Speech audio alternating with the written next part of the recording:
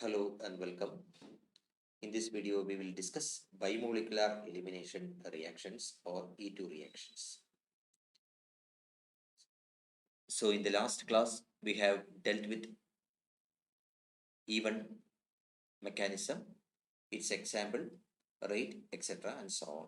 And in this video, we will be particularly describing E2 reactions, elimination reactions bimolecular.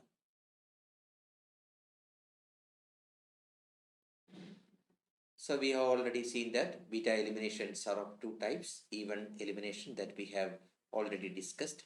And in this video, we are going to discuss E2 elimination reactions.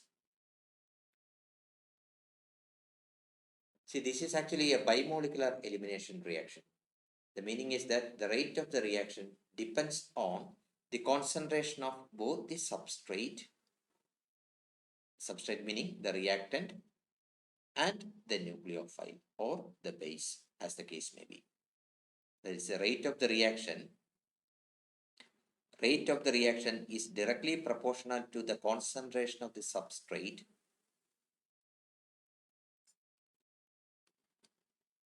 as well as to the concentration of the base or the nucleophile.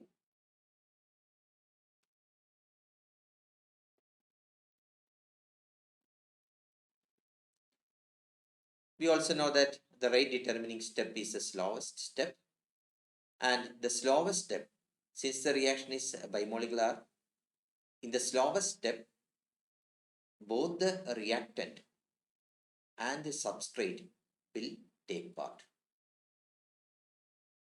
That is, here a base will react with a substrate.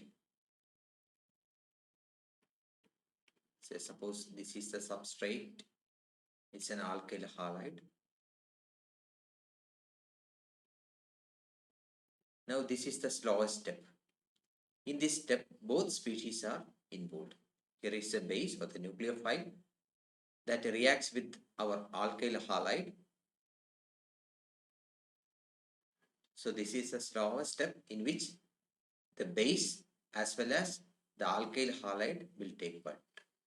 The base will abstract a proton from the alkyl halide with a simultaneous expulsion of the halide ion. This bond will be migrated to this position. So all these will take place in a single step, and therefore what we obtain is a transition state rather than an intermediate. So here the base will start abstracting a proton H, and a double bond is not completely formed here, and this halide ion is about to leave this group. So actually this is a transition state, and in the next step, in a fast manner,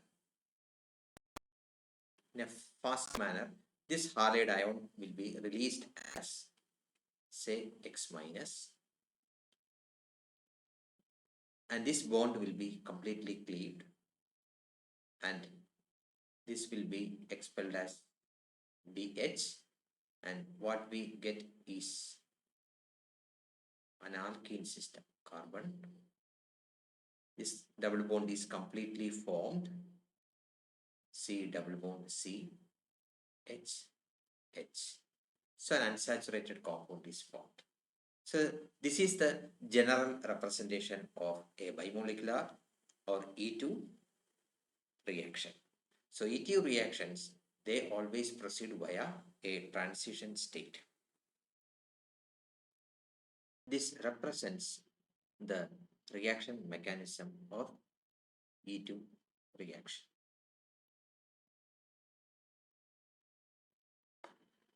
So in general, we can say that primary alkyl halides, they undergo E2 elimination. And for E2 eliminations, we require a strong base and a solvent of low polarity. These are the conditions generally required for and E2 reaction. Now we will see the comparison of E2 and E1 reactions based on the several factors. First of all, we are taking alkyl halides.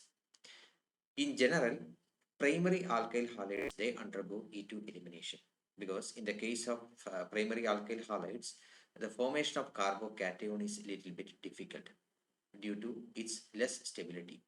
While in the case of even mechanism, the first step is the formation of the carbocation, means the carbocation should be more stable. So in that case, the suitable substrate would be the secondary and tertiary substrate.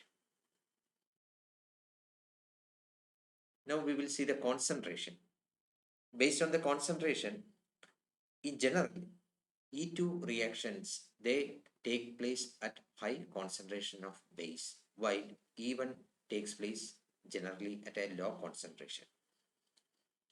Next, we will see the nature of the base, that is the strength of the base. A strong base always favors E2 mechanism, while a weak base always favors even mechanism. Because in the case of E2 mechanism, the first step itself is the abstraction of a proton. Therefore, the base should be strong enough to trigger the reaction. Next, we will see the solvent polarity. A polar solvent always favors even mechanism. That as you know that in the case of even mechanism, carbocation is the intermediate, and so as to stabilize the carbocation thus formed, we always require a polar solvent. Therefore, a polar solvent always favor even mechanism, while less polar solvents, they favor E2 mechanism. Because in the case of E2 reaction, the reaction proceeds via a transition state. Again, the important point to be noted here that all that factors we have explained in the case of E1 and E2 reactions, they are equally applicable to SN1 and SN2 reactions respectively. Thank you.